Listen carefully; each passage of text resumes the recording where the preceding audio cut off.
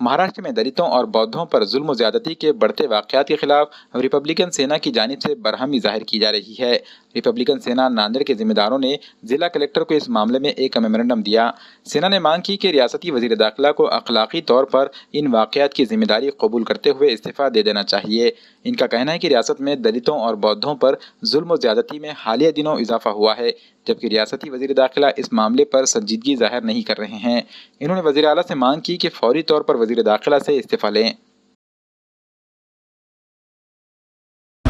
महाराष्ट्रामध्ये सध्याच्या सरकारमध्ये आघाडी सरकारमध्ये बौद्ध नवबौद्ध इतर मागासवर्गीय अनुसूचित जाती जमातीवरती व व्हीजेंटीच्या पारधी समाजावरती होत चाललेल्या अन्यायाला हा सरकार पूर्णपणे जबाबदार आहे व या अत्याचाराला कुठेच रोखण्यासाठी ते यशस्वी ठरलेले नाहीत व गृहमंत्री निर्धास्तपणे फक्त कोरोनाचे कारण सांगून या दलितांच्या हत्या होऊ देत आहेत असंच या घटनेहून वाटत आहे।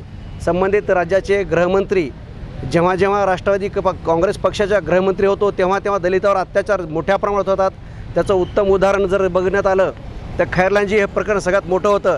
त्यानंतर आता विराजवर झालेला अत्याचार, जगतापवर बनसोडेवर झालेला अत्याचार हा जर पाहण्यात आला तर फक्त आणि फक्त नवबौद्धांना टार्गेट केलं जात आहे व आमची सरकारला मागणी आहे की गृहमंत्र्याचा आपण राजीनामा घ्यावा व हे अत्याचार आमच्या बौद्धावरचे थांबावे, अन्यथा आम्ही रिपब्लिकन सेनेचे कार्यकर्ते, आम्ही श्रद्धेय आनंदराज आंबेडकर साहेबांचे कार्यकर्ते रस्त्यावर उतरू व आमच्या पद्धतीने आम्ही आमचा न्याय मागून घेऊ। कारण हे सरकार जर आम्हाला न्याय देण्यासाठी सक्षम नसेल तर न्याय घेण्यासाठी आम्ही स्वतः सक्षम आहोत, पण कायदा आम्ही हातात घेणार नाही। आम्ही याच्यासाठी आपल्याला विनंती करतो की गृहमंत्र्याचा राजीनामा घेऊन जनतेच्या विश्वासाला तडा न जाणारं सरकार आपण निर्माण करावं व बौद्धांना सुरक्षित करावं।